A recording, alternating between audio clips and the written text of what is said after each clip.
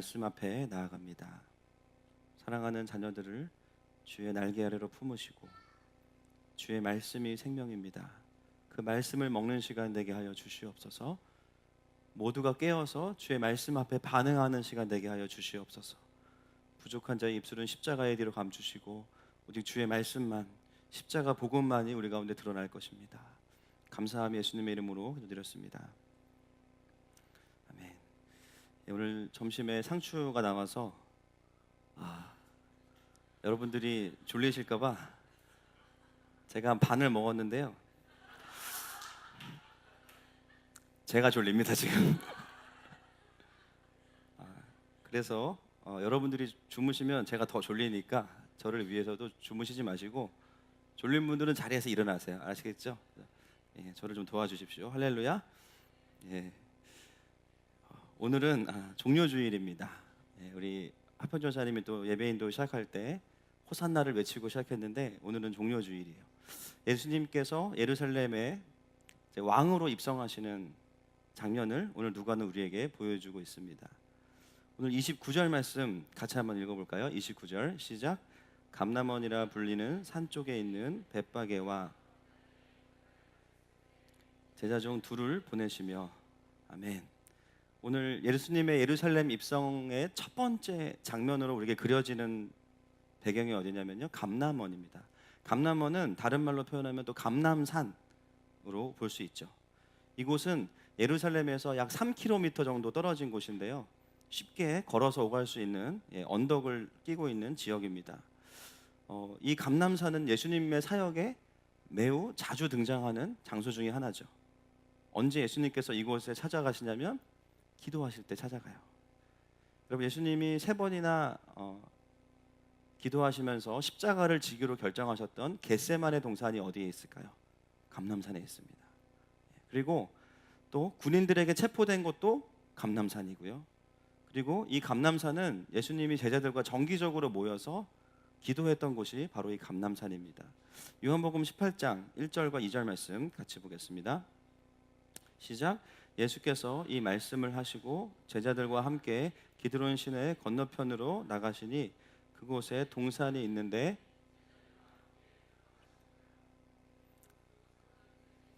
제자들과 모이시는 곳이므로 예수를 파는 유다도 그곳을 알더라. 아멘. 그곳은 가끔 예수께서 제자들과 모이시는 곳이라고 이야기하고 있습니다. 예수님이 제자들과 여기에 모이셔서 뭐 하셨을까요? 기도하셨죠. 겟세마네 동산에서도 제자들을 조금 떨어진 곳에서 기도하게 하셨어요. 바로 이곳은 기도하는 곳입니다.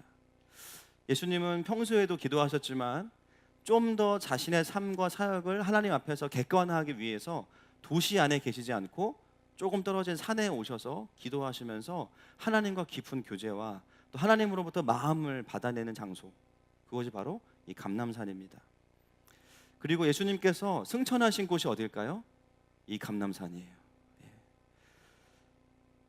누가는 예루살렘의 입성 스토리의 첫 장면을 그 감람산으로부터, 기도의 산으로부터 시작해서 도시로 입성하시는 예수님의 모습을 우리에게 보여주고 있습니다. 바로 하나님과의 깊은 교제의 장소이죠. 놀랍게도 사도행전에 등장하는 이 마가의 다락방의 성령 강림 사건, 초대교회의 부흥의 불을 지핀 그 사건의 시작도 어디부터 시작됩니까? 사도행전 1장 12절 13절 말씀 같이 읽겠습니다. 시작.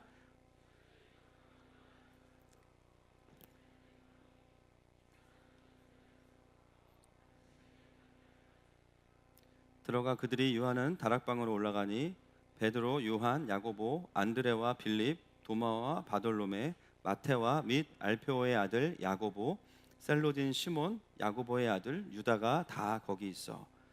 여러분, 사도행전은 누가 썼죠? 누가가 썼죠.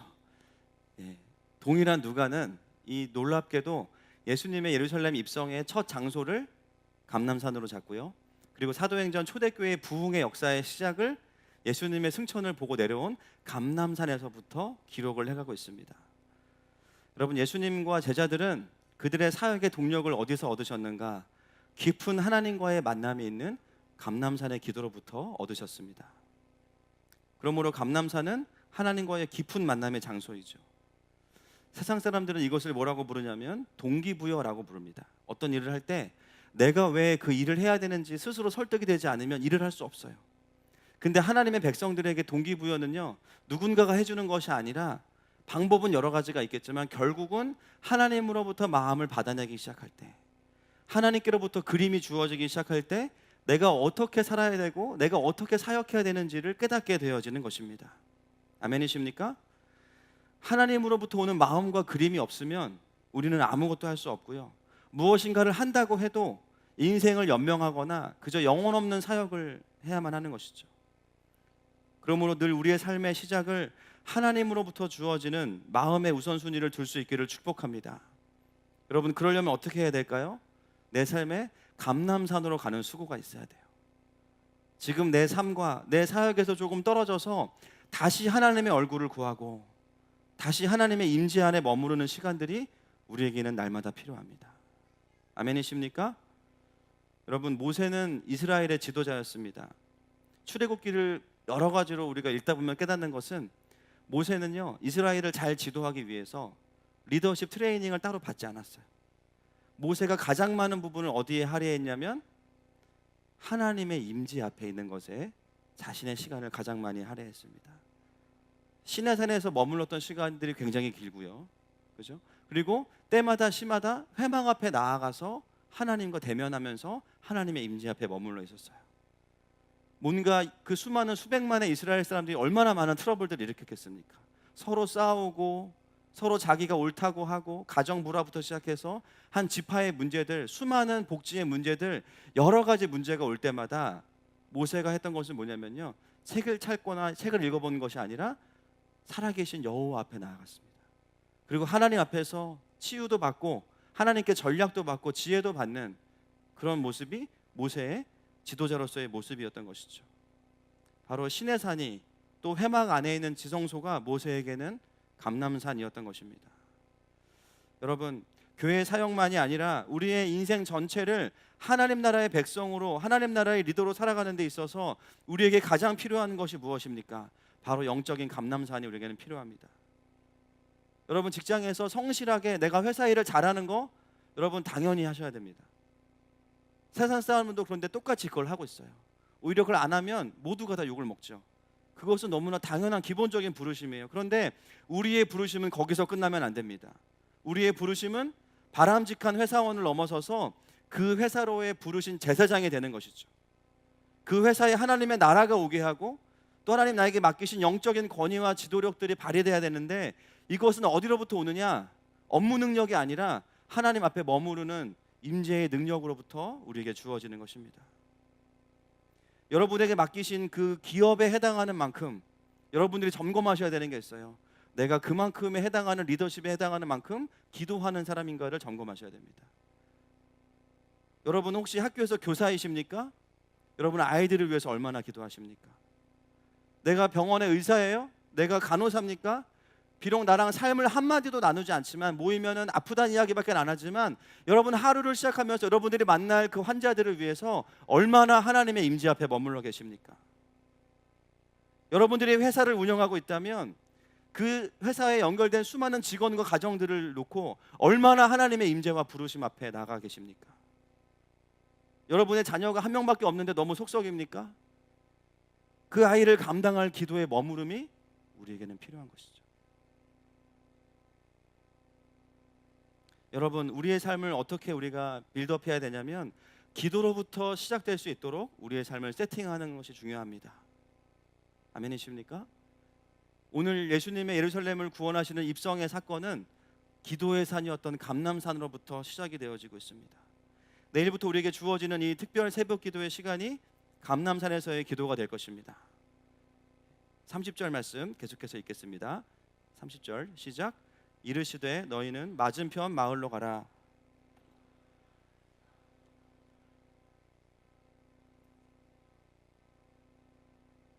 아멘. 예수님은 감람산에서 마을로 출발하시면서 평상시 같으시면 그냥 걸어서 가시면 돼요. 여러 번 이미 예루살렘을 그렇게 방문하셨기 때문에 그냥 걸어가시면 됩니다. 그런데 오늘은 특별한 주문을 하시죠. 제자 둘을 보내서 아무도 타보지 않은 나귀 새끼를 풀어오라고 말씀하십니다. 어떤 분들은 이걸 보면서 예수님이 이렇게 갑질을 하시면 되냐, 남의 집에 귀한 나귀 새끼를 그냥 가져오라고 하면 되냐, 이거 너무 도둑질이 아니냐라고 하실지 모르겠습니다. 그런데 여러분, 오늘 본문에 나와 있는 이 베다니와 벳박의 마을은 예수님에게는 거의 안식처와 같은 곳이에요. 이 마을에 누가 있었냐면 죽었다가 살아난 나사로가 있습니다. 또 그 누이가 누구죠? 마르다와 마리아. 그 지역에는 예수님과 예수님의 제자들을 아는 수많은 사람들이 전부 다 예수님을 주님으로 인정하고 있는 마을이에요. 예수님에게 벳박과 베다니는 굉장히 편안한 마을입니다. 그래서 주님께서 주가 쓰시겠다 하라라고 했을 때 그 주님을 모두가 다 누구로 인정할까요? 예수 그리스도. 할렐루야. 예수님으로 인정하는 거예요. 예수님으로 인정하니까 거기에 대해서 이견이 없는 것이죠. 물론 그런 요청을 한다면 우리가 나귀 주인의 입장이라면 조금 당황할 수는 있습니다. 아주 비싸게 팔려고 신품으로 아직 한 번도 타보지 않은 나귀를 잘 키웠는데 갑자기 예수님이 한번 타보겠다고 하시는 거예요. 여러분, 예수님이 한번 타면요, 이거는 상품으로 못 팔고요, 중고나라에 올려야 돼요. 이제 30% 깎아가지고 민트급이지만 중고나라에 올려야 됩니다. 얼마나 큰 손해겠습니까? 그런데 놀랍게도 이 주인은 선뜻 자신이 정성스럽게 키운 나귀 새끼를 예수님께 내어놓습니다. 어떻게 그럴 수 있을까요? 바로 그걸 요청하는 분이 주님이시기 때문이에요. 내가 이것을 조금 신품으로 값을 쳐서 받는 것보다 더 영광스러운 게 무엇인지를 이 주인은 알고 있었습니다. 그것은 바로 주님이 써주시는 거예요.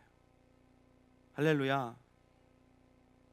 저는 묵상하다가 그런 생각을 했어요. 주님이 한번 타고 나면 이제 이 나귀는 보통 나귀가 아니에요. 관광 상품을 개발할 수 있습니다. 자, 여기서 예루살렘까지 타는데 10만 원, 그렇죠? 1년만 돌리면 나귀 값은 뽑습니다.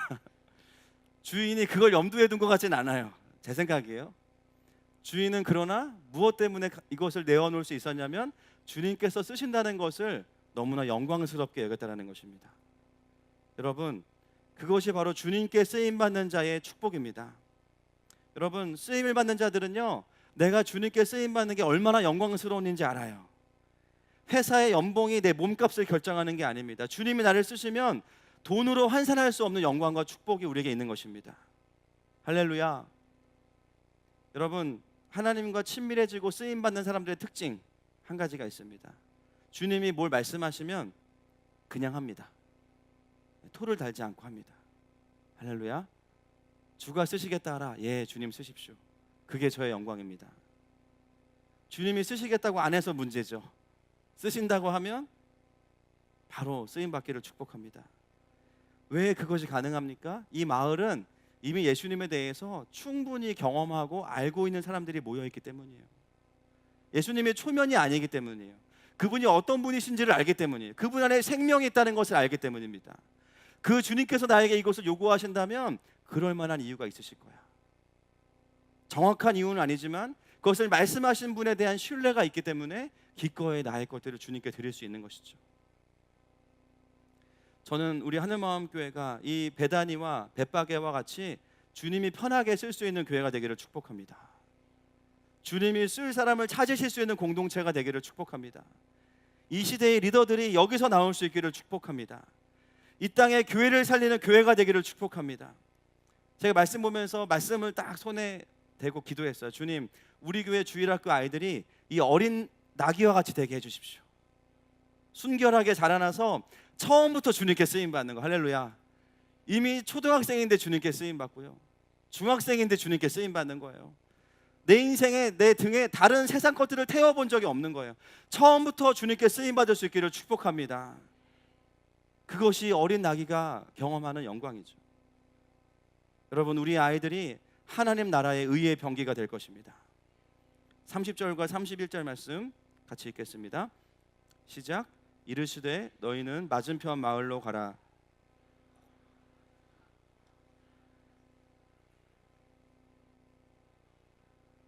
만일 누가 너희에게 어찌하여 푸느냐 묻거든 말하기를 주가 쓰시겠다 하라 하시매. 아멘. 여러분, 예수님께서 지금 어떤 신분으로 예루살렘에 들어가시는 거죠? 왕으로 들어가십니다. 그런데 그분이 타고 있는 이 동물은 멋진 흑마가 아니에요. 어린 나귀 새끼입니다. 제가 찾아보니까 예수님이 타시면 어린 나귀 새끼는요 발이 땅에 닿아요. 예수님이. 굉장히 우스꽝스러운 모습이에요. 제가 교회 오면서 차를 타고 오는 게 아니고 서율이 세발 자전거 타고 오는 거예요. 허벅지에 막 쥐가 나면서 막 얼마나 우스꽝스럽습니까? 예수님이 왕이신데요. 어린 나귀 새끼를 타고 가시는데요. 발이 질질 끌리면서 들어가시는 거예요. 그 발이 안 닿으려면 발을 들어야 되는데 너무 힘든 일이죠. 안간힘을 쓰면서 들어가시는 거예요. 왜 예수님은 수많은 동물 중에 어린 나귀 새끼를 타셨습니까? 그것은 첫 번째로는 예언의 성취입니다. 스가랴 9장 9절 말씀 같이 읽습니다. 시작. 시온에 따라 크게 기뻐할지어다. 보라, 내 왕이 내게 임하시나니 그는 공의로우시며 구원을 베푸시며 겸손하여서 나귀를 타시나니. 아멘. 예수님이 아무리 멋진 스포츠카를 타고 싶으셔도 구약에 이미 예언을 이렇게 해놨기 때문에 주님은 이 말씀을 순종하셔야 돼요. 어린 나귀 새끼를 타고 입성하시는 거죠. 그리고 스가랴 말씀에 보니까요, 겸손하여서 나귀를 타시나니. 나귀를 타시는 것의 두 번째 의미는 메시아의 겸손함을 의미하고 있습니다. 지금 예수님이 입성하시는 예루살렘은요, 크게 두 종류의 지도자가 있습니다. 로마에서 파견한 왕과 총독과 그리고 제사장이 있어요. 제사장. 그런데 이 두 왕과 제사장의 공통점은 뭐냐면요, 압제하는 왕입니다. 자기를 돋보이는 왕들이에요. 이거에 극단을 달리던 사람이 누구냐? 로마 황제입니다. 자기를 신의 아들이라고 이야기하면서 신전을 짓고 자기의 모습을 딴 큰 형상을 만들죠. 자신이 있어 보이기 위해서, 자신의 권위를 드높이기 위해서, 자신의 영광을 드높이기 위해서 자기를 치장하는데 엄청난 돈과 에너지를 사용하는 사람이 바로 그 성에 있는 현재 왕들의 모습이에요. 그런데 그 성에 입성하시는 예수님은 진짜 왕이신데요. 할렐루야. 그분은 진짜 왕이세요. 그런데 그분은 자신을 포장하거나 치장하지 않으십니다. 심지어 그분이 타신 나귀는 어린 나귀죠. 아무것도 꾸미지 않은 채로 어제 입으셨던 평상복을 그대로 입고 예루살렘에 입성하시는 모습이 오늘 본문에 보이는 입성하시는 예수님이에요. 여러분, 왜 예수님은 자신을 화려하게 꾸미지 않으십니까? 결론부터 말씀드리면 예수님은 그러실 필요가 없으신 거예요. 빌립보서 말씀 읽겠습니다. 6절부터 11절까지 시작. 그는 근본 하나님의 본체시나 동등됨을 취할 것으로 여기지 아니하시고 오히려 자기를 비워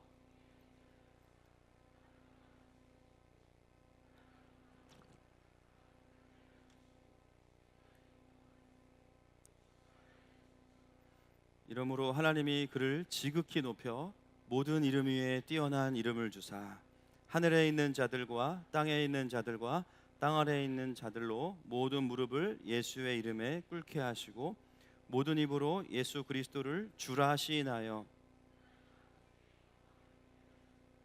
아멘. 여러분, 예수님 안에 있는 영광은 이 땅의 어떤 영광과도 비교할 수 없는 하나님의 영광이 있으십니다. 여러분, 그분은 이미 영광스러운 분이세요. 한 민족의 지도자나 왕의 수준이 아니라 온 우주의 영광을 받으실 분이십니다. 모든 이름 위에 뛰어난 분이세요. 그러므로 예수님은 어떤 영광과 이 세상의 다른 거짓 영광으로 자신을 꾸밀 필요가 전혀 없으신 분이에요. 할렐루야. 여러분, 우리 자매분들, 제가 아침에도 이야기했지만 TV를 보면서 이쁜 연예인들이 나오면요, 항상 이렇게 카메라를 탁 핸드폰으로 헤어스타일을 탁 촬영을 하시죠. 왜 촬영하십니까? 다음날 미용실에 가서 우리 김 디자이너에게 그 헤어스타일을 보여주시죠. 그러면서 뭐라고 해요? 똑같이 해주십시오. 그러면 이제 미용사들이 약간 난처해하는 표정을 짓습니다. 그렇지만 이제 손님이 얘기하니까 어찌되었건 그대로 하려고 막 이제 애를 쓰죠. 몇 시간이 지나고 머리를 풉니다. 그럼 우리는 언제나 똑같은 반응을 보입니다. 왜 사진대로 안 했습니까? 지금 찔리시는 분들이 많으시니까 다들 막 끙끙거리시고 있어요. 그때 미용사분들이 차마 못하는 말을 제가 대신 해드리겠습니다. 벌써 느낌이 오세요? 손님, 이거는 머리의 문제나 저의 실력의 문제가 아닙니다. 여러분, 그 연예인 머리를 해준 그 디자이너가 와도 안 됩니다. 왜요? 내가 이나영이 아니기 때문이에요.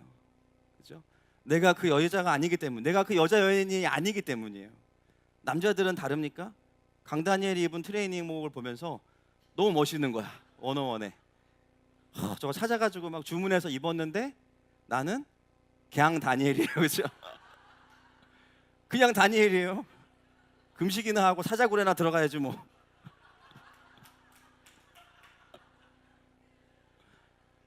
나온 배를 부여잡고 아무리 기도해도 속만 상하죠. 죄송하지만 40일을 금식해도 우리는 강다니엘이 될 수 없습니다. 그때 우리가 깨닫는 거죠. 아, 다시 태어나야 되는구나. 존재가 다른 거예요. 존재가. 여러분, 그 여자 연예인이나 강다니엘은 그 옷을 안 입어도 빛이 나요.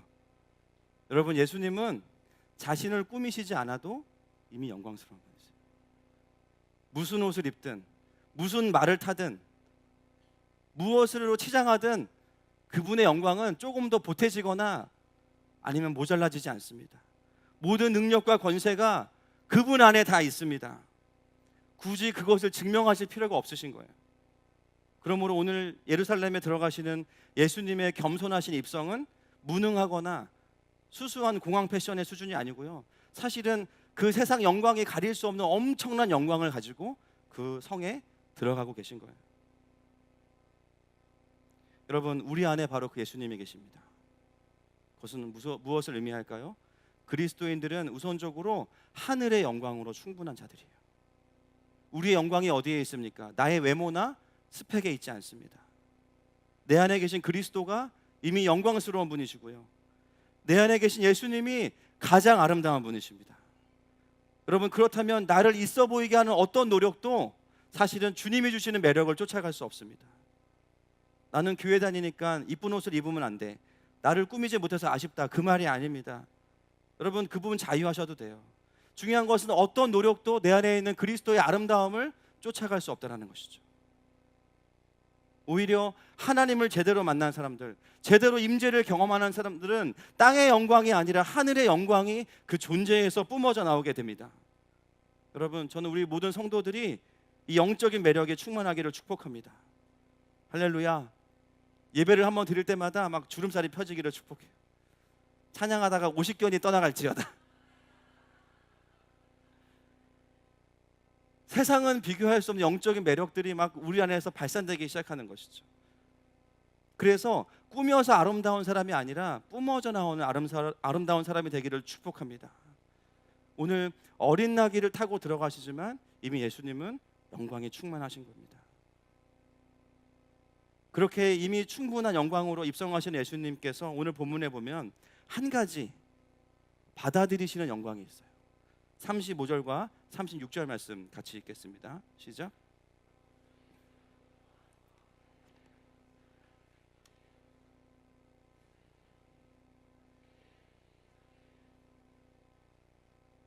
네, 여러분, 두 글자인데요, 두 번 반복되는 글자입니다. 무엇입니까? 겉옷이죠. 이미 뭐가 필요하지 않은 분께서 받아들여 주시는 게 있어요. 그것은 뭐냐면 사람들이 예수님께 깔아드리고 있는 겉옷입니다.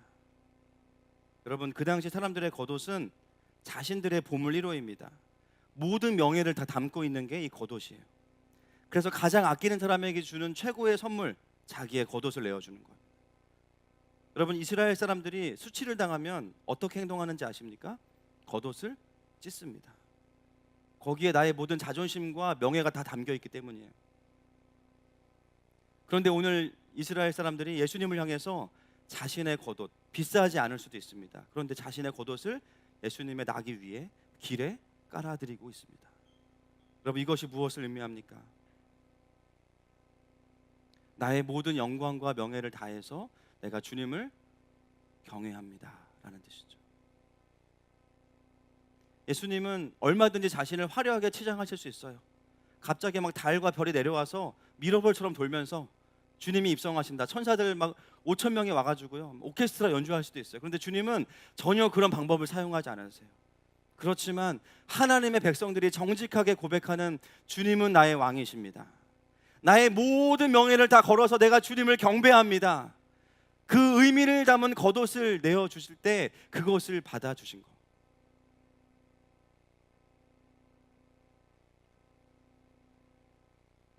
여러분, 주님은 우리의 진실된 경외를 받기 원하세요.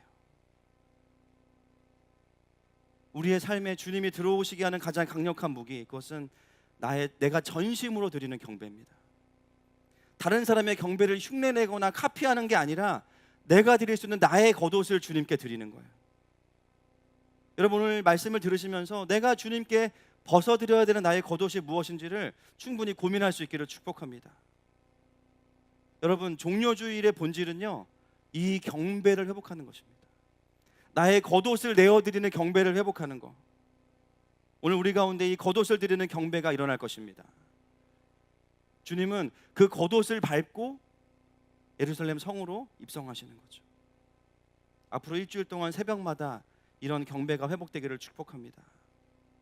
38절 말씀 같이 읽겠습니다. 시작.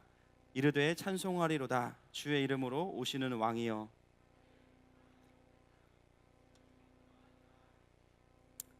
이 겉옷을 드리는 백성들의 고백이 바로 이거예요. 주의 이름으로 오시는 왕이여. 그런데요, 이 뜨거운 경배의 무리 중에 완전히 차가운 사람들이 등장해요. 누굽니까? 39절에 보니까 한번 같이 읽겠습니다. 시작. 무리 중 어떤 바리새인들이 말하되, 제자들과 완전히 다른 온도의 사람들을 우리에게 누가는 보여주고 있습니다. 이 바리새인들은요, 그 뜨거운 경배, 환호가 있는 경배의 자리에 있는데 놀랍게도 예수님을 경배하지 않습니다. 뿐만 아니라 다른 경배자들을 책망하고 판단하고 있어요. 이유가 무엇일까요? 본문에 나와 있습니다. 39절을 잘 보시면요, 선생이여 라고 부르죠. 방금 전에 38절에 제자와 온 무리가 예수님을 뭐라고 불렀어요? 왕이여. 바리새인들은 선생이여. 호칭이 다른 겁니까? 아닙니다. 고백이 다른 거예요. 똑같이 예배당 하나 앉아있는데 어떤 사람에게는 주님은 왕이세요. 축복합니다. 어떤 사람에게 아직 그분은 선생이에요. 제자들은 왕이요, 바리새인은 선생이요. 제자들은 예수님을 왕으로 인정했기 때문에 경배하는 것이 과하지 않습니다.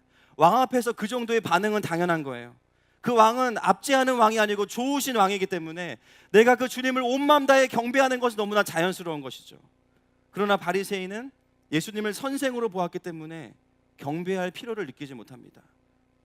오히려 경배하는 자들의 그 큰 함성 소리가 굉장히 거슬리는 거죠. 그리고 예수님께 그들을 조용히 시켜달라고 부탁하고 있습니다. 여러분, 예수님을 왕으로 고백하지 않는 사람들, 왕으로 누려보지 않는 사람들은 예배당 안에 앉아 있어도 경배할 수 없는 거예요. 오히려 다른 사람들의 반응을 보면서 너무 과한 거 아니냐? 왜 저렇게 울어야 되지? 왜 저렇게 소리를 질러야 되지? 그리고 이 예배는 왕을 향한 경배가 아니라 시끄러운 소동에 불과하다고 느낄 수 있는 것이죠. 그러면서 이렇게 이야기할 수 있습니다. 좀 고상하게 신앙생활하면 안 되겠냐? 예수님, 이 사람들 좀 가르쳐 주십시오. 여러분, 성향상 조용한 분들이 있어요. 성향상 그냥 고백하고 주님 앞에 표현하고 그런 분들에 대해서 말씀을 드리는 게 아닙니다. 조용하신 분들은 또 그 나름대로 자기 신 안에 경배와 표현이 있어요. 제가 말씀드리고 싶은 것은 성향의 문제가 아니라 신앙의 문제죠. 나도 모르게 예수님을 나는 왕이라고 착각하고 있지만 나의 가슴은 선생이라고 여기는 자들. 그래서 예배당 안에 있지만 예배하지 않으면서 과하게 반응해 보이는 사람들 향해서 판단하고 책망하는 사람들이 오늘 본문에 등장하는 바리새인입니다. 그 사람의 문제는요, 성향의 문제가 아니라 그 사람에게는 예수님이 왕이 아니신 게 문제인 거예요. 그냥 선생님, 좋은 선생님, 나쁜 분은 아니지만 그냥 좋은 선생님인 거예요. 그렇기 때문에 저렇게까지 사람들이 열광하고 그분을 경배하는 이유가 나에게는 공감이 되어지지 않는 거예요. 전혀. 마음은 있는데 표현을 못하는 거랑은 다른 거예요. 그 마음이 뭔지를 모르는 거예요. 뜨겁게 예수님을 만나고 경배하는 사람들을 향해서 혹시나 내가 판단하고 책망하고 있다면 우리가 돌아봐야 되는 포인트는 뭐냐면요, 그분은 나에게 누구신가 라는 것입니다. 그리고 그 신앙은 반드시 돌이켜져야 됩니다. 아멘이십니까? 하나님 앞에 자유하게 반응하는 사람들을 보면서 나도 모르게 책망하고 있다면 우리는 돌이켜 봐야 돼요. 놀라운 것은 정작 그렇게 교회당 안에서는 너무 고상한 분들이 본인은 밖에 나가서 드라마 보다가 막 이미 오열하고 있고, 아내도 안 오는데 자기 막 울고 있고, 휴지 이만큼 쓰고 막 헤어졌대 그래서 막 울고 있어요. 야구 보러 가서 막 목이 쉬도록 부르짖고 경배하고, 우리 팀 중에 누가 막 도루라도 하면요 거기가 예루살렘이에요. 야 도루했다, 4번 타자 홈런 쳤다, 막 목이 쉬어라 소리를 지르면서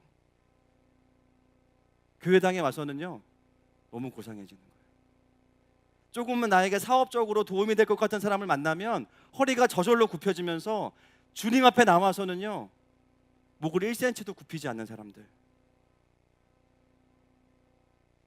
교회당에 와서만 고상함을 찾는 사람들, 그리고 뜨거운 사람들에 대해서 이해를 할 수 없는 사람들, 평소에는 쉽게 열광하고 감동하지만 주님 앞에만 오면 주님이 왕이 아니라 선생으로 느껴지는 분들일 수도 있습니다. 적어도 오늘 바리새인은 그런 사람이었어요. 여러분, 정말 예수님을 왕으로 만나는 사람들은요 가만히 있을 수가 없어요. 동의하십니까? 동의하십니까? 막 일어나서 춤을 안 추더라도 앉아서 그루브라도 탑니다. 주님을 정말 만난 사람은요 그냥 멀쩡하게 있을 수가 없어요. 우리는 교회 오다가 연예인만 한 명 만나도요 와가지고 호들갑 떨 거예요. 오다가 누구 만났다고. 근데 어떻게 주님 앞에 나와서는 그렇게 멀쩡하죠?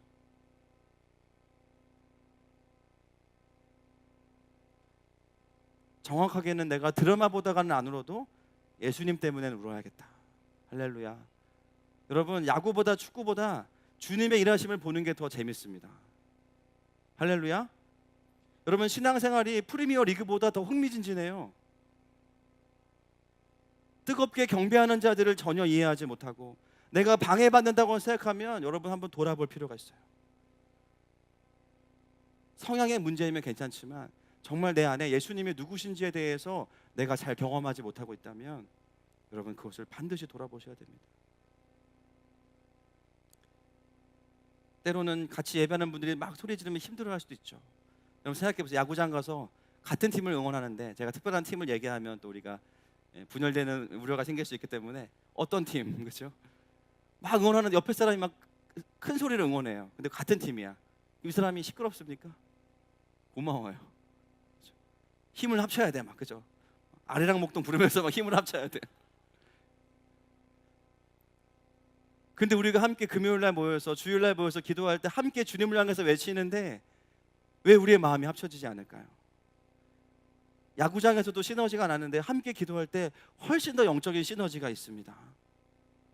오히려 소리가 커질수록 힘이 나죠. 기도할 때도 그게 적용이 돼야 됩니다. 왜 하나님 앞에 부르짖는 우리의 기도가 야구장의 함성보다 못해야 됩니까? 여러분, 우리 예수님은 드라마 속의 주인공보다 내가 아끼는 4번 타자보다 더 귀한 분이세요. 지금 예수님께서 예루살렘에 오시는 것의 의미를 제대로 아는 제자라면 바리새인처럼 반응할 수가 없는 것이죠. 어떻게 해야 됩니까? 모두가 다 그분 앞에 나의 겉옷을 드리면서 경배하는 거예요. 주님, 내 인생에 주님이 오시는 것을 내가 온 전심으로 기뻐합니다. 주님은 나의 인생의 유일한 왕이십니다. 내 모든 것을 드려도 아깝지 않은 분이십니다. 그 고백이 있는 사람들은요 표현 속에서도 자유함이 있어요. 오늘 그렇게 냉랭하게 반응하는 바리새인에게 예수님께서 평상시 같으면 되게 좋은 말씀을 많이 하시거든요. 오늘은 그렇게 안 하십니다. 40절 말씀 보겠습니다. 40절 시작.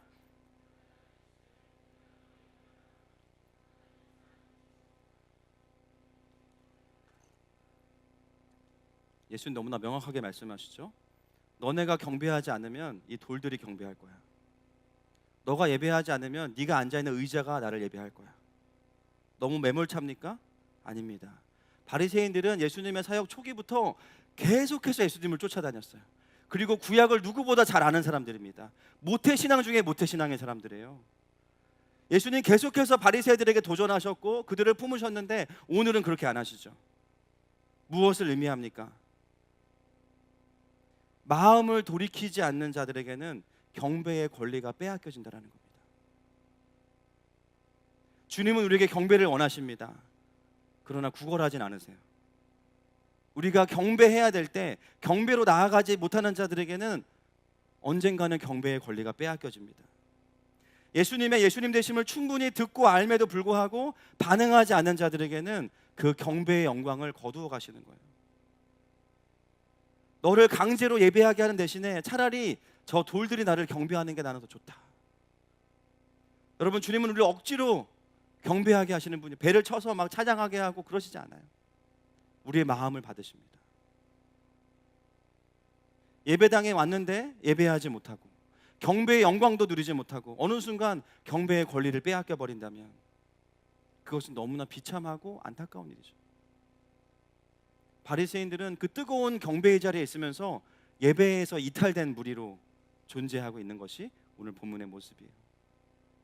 얼마나 많은 종교인들이 교회를 다닌다고 하면서 예배당 안에 앉아 있으면서 예배 드리면서 이런 모습으로 있는지 모르겠습니다. 물론 경배하는 사람들도 있죠. 그러나 그렇지 않은 자들도 있습니다. 여러분, 우리 중에 누구도 이 경배에서 소외되지 않기를 축복합니다. 오늘 하나님께서 여러분들에게 마음을 돌이키는 은혜를 주실 겁니다. 이미 주님이 우리의 마음을 새롭게 하고 계십니다. 여러분, 예수님은 선생이 아니시고 우리의 왕이십니다. 예수님은 우리의 경배를 받으시기 합당한 분이세요. 우리가 경배할 수밖에 없는 분이세요. 경배의 권리를 빼앗기지 맙시다.